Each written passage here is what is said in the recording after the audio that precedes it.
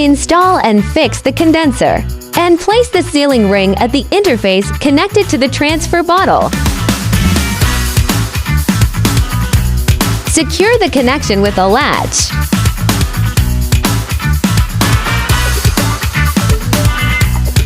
Condenser installation is complete.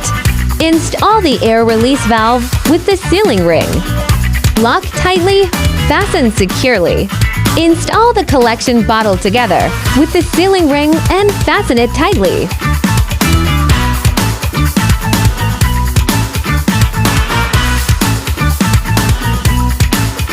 Install the discharge valve with the sealing ring and fasten it tightly. Install the air release valve onto the collection bottle. Install the feed valve on the transfer bottle.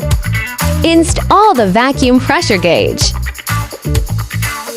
The rotary evaporator installation is completed.